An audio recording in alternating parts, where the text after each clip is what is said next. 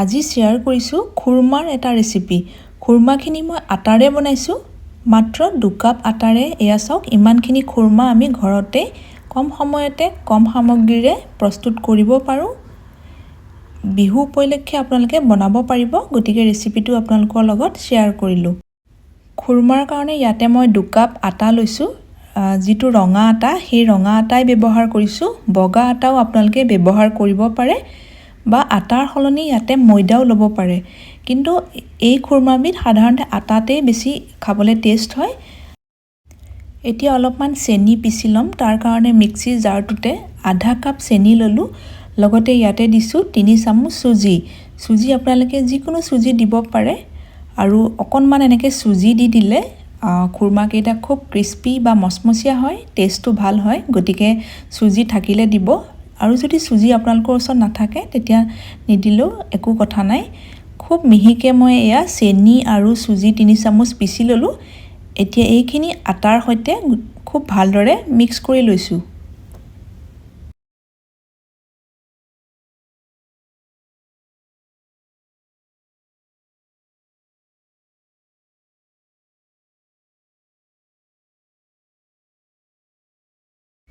মিঠাৰ টেষ্টটো বেলেঞ্চ হ'বৰ কাৰণে অকণমান নিমখ দিলে ভাল লাগে, গতিকে ইয়াতে আধা চামুচমান নিমখ দিলোঁ।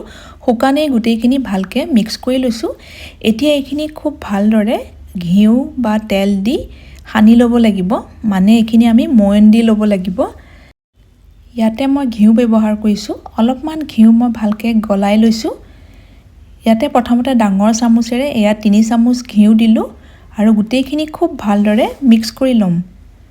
একেবাৰতে ঘিউ বা তেল আমি দিব নালাগে। যদি আমি একেবাৰতে ঘিউ বা তেল ইয়াতে দি দিওঁ তেতিয়া এই চক্কৰপাৰা বা এই মিঠা খুৰমাকেইটা একেবাৰে কোমল হৈ পৰিব আৰু তেতিয়া তেলত দিয়াৰ লগে লগে ভাঙি যোৱাৰ সম্ভাৱনা থাকে। গতিকে তেল বা ঘিউ দিওঁতে অলপ অলপকৈ দি এনেকৈ হাতেৰে খুব ভালদৰে মিক্স কৰি চাই ল'ব।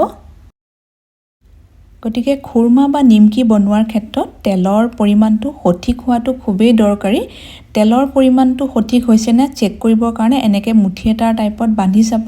যদি খুব সহজতে মুঠিটো বান্ধ খাই আহে, তাৰমানে ইয়াতে তেলৰ কোৱান্টিটি ঠিকেই আছে। মোৰ অলপ ইয়াতে ঘিউটো কম যেন লাগিলে, গতিকে ইয়াতে মই আৰু এচামুচ ঘিউ দি আকৌ ভালদৰে এইবাৰ চাওক এনেকৈ খুব আলসুৱা হাতেৰে বান্ধোতেই খুব ধুনীয়াকৈ বান্ধ খাই যায়। বেছি আমি হেঁচা দিব নালাগে। চাওঁতে ইয়াত খুব ধুনীয়াকৈ মোৰ বান্ধ খাই গৈছে, গতিকে মোৰ ইয়াতে তেলৰ পৰিমাণ ঠিকে আছে। বাকীখিনি মই ইয়াতে ঘিউ ব্যৱহাৰ নকৰিলোঁ। ইয়াতে ডাঙৰ চামুচেৰে মোৰ 4 চামুচ ঘিউ ইয়াতে জোখত হৈছে। এতিয়া ইয়াতে আধা কাপ পানী লৈছোঁ। অলপ অলপকৈ পানী দি আমি ডোটো প্ৰস্তুত কৰিব লাগিব। এইবিধ খুৰমাৰ কাৰণে ডোটো মিডিয়াম টাইট হ'ব লাগিব। আমি ৰুটি বনাবৰ কাৰণে ডোটো অলপ কোমলকৈ বেলোঁ, কিন্তু খুৰমাৰ কাৰণে এই ডোটো মিডিয়াম টাইট হ'ব লাগিব। এইখিনি এয়া চাওক দেখি ধৰিব পাৰিছে চাগে, অলপ টাইটকৈ মই ডোটো প্ৰস্তুত কৰিলোঁ। এতিয়া এইখিনি এনেকৈ 10 মিনিটৰ কাৰণে ঢাকি ৰাখি দিছোঁ। বহুত বেছি সময়ো এইখিনি ৰেষ্ট দিব নালাগে। আৰু কাউণ্টাৰ টপখনতে মই বেলিম, গতিকে এখন চাফাই তথাপিও আৰু এবাৰ চাফা কৰি ল'লোঁ। এতিয়া 10 মিনিট হৈ গৈছে। ডোটো চাওক এতিয়াও বহুত বেছি কোমল হোৱা নাই, এনেকুৱা টাইটেই হ'ব লাগে। আৰু এইটো ডোটো বহুত বেছি সময়ৰ কাৰণে আমি মঠিবও নালাগে। মাত্ৰ 1 মিনিটমান সময়ৰ কাৰণে এইখিনি মঠি ল'লোঁ। এতিয়া সমানেই দুটা ভাগত ডোটো ভাগ কৰি লৈছোঁ। এটা এটাকৈ 2টা বেলি ল'ম। প্ৰথমতে এইটো আকৌ আগৰ দৰে ঢাকি থৈছোঁ, আৰু ইটো ডো আমি এতিয়া খুৰমাৰ কাৰণে অলপ ডাঠকৈ আমি বেলিব লাগিব। নিমকিৰ কাৰণে যিদৰে আমি পাতলাকৈ বেলোঁ, কিন্তু খুৰমাৰ কাৰণে এই ৰুটিখন আমি ডাঠকৈ বেলিব লাগিব। আৰু বেলোতে ইয়াতে মোক শুকান আটা বা ময়দা বা একো তেল বেলেগকৈ সানি ল'বলগীয়া হোৱা নাই। যদি আপোনালোকে ভালকৈ ময়ন দি লয় তেতিয়া আকৌ বেলেগকৈ ইয়াতে আটা ময়দা বা ঘিউ একো সানিব নালাগে। ইয়াৰ চাওক মই ডাঠকৈ বেলি ল'লোঁ আৰু সৰু সৰুকৈ স্কোৱাৰ শ্বেপতে মই গোটেইখিনি কাটি ল'ম। আপোনালোকে নিজৰ পচন্দ অনুসৰি যিকোনো শ্বেপত কাটিব পাৰে বা নিমকিৰ দৰে ডায়মণ্ড শ্বেপতো কাটি ল'ব পাৰে। আৰু এইখিনি যিখিনি এক্সট্ৰা পাৰ্ট সেইখিনি আমি পিছত আকৌ এড কৰি আমি বেলি ল'ম। এয়া সৰু সৰুকৈ গোটেইখিনি মই স্কোৱাৰ শ্বেপতে এয়া কাটি লৈছোঁ।